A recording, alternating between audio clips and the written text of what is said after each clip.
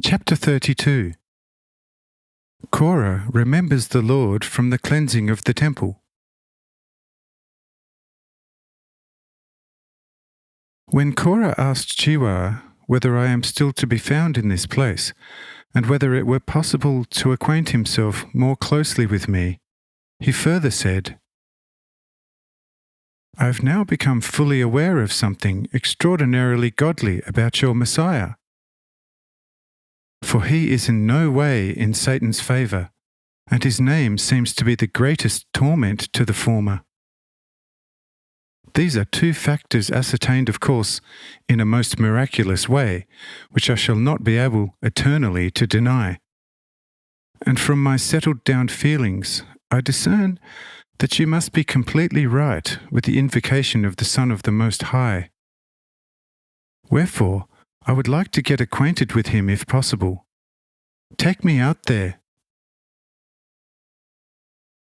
Says Chiwa, this would all be in order, and taking you to him is just what I'd like to do. But the people are still incensed against you somewhat. And with the people's mischievous mood, we are in danger of being hurt by stones.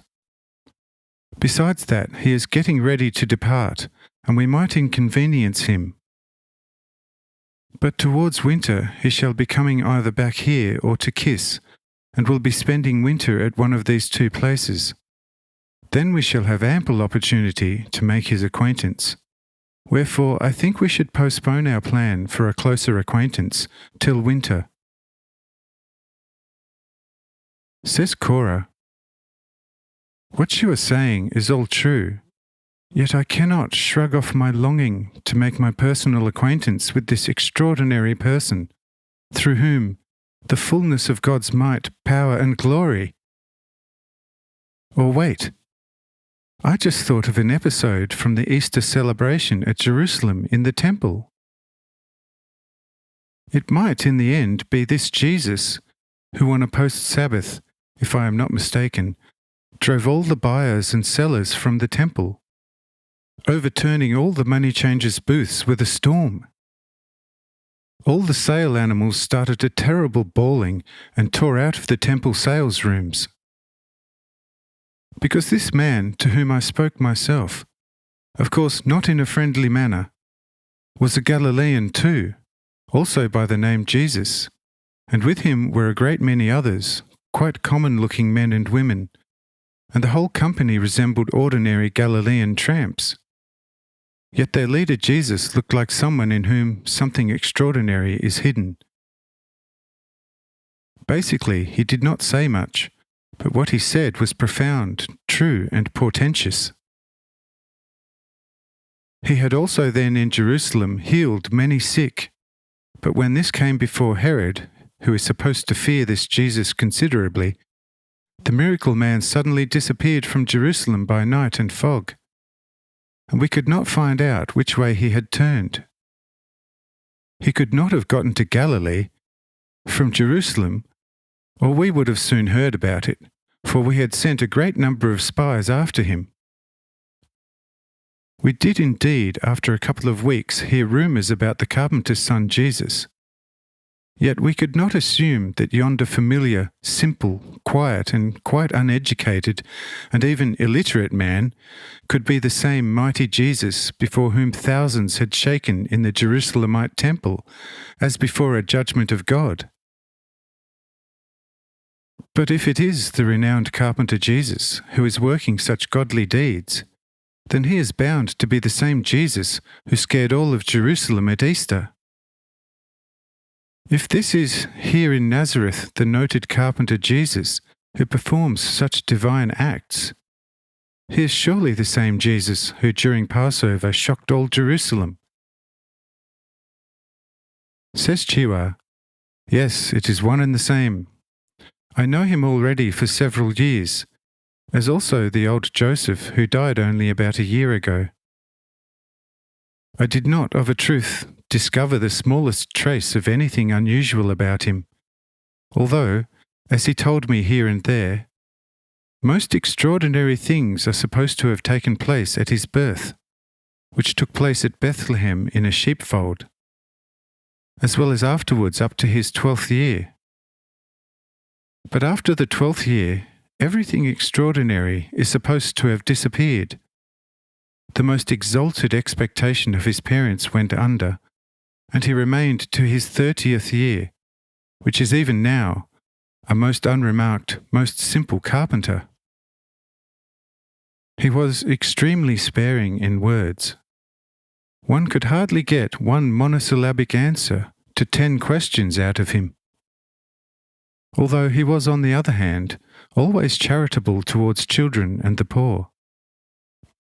He was supposed to have reputedly been seen praying and crying on the quiet side, but never laughing.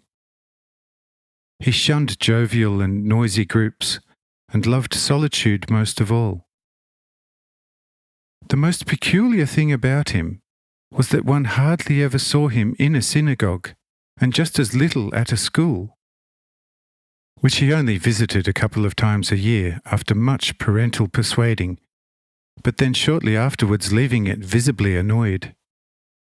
No one, however, is supposed to have seen him in a house of prayer yet.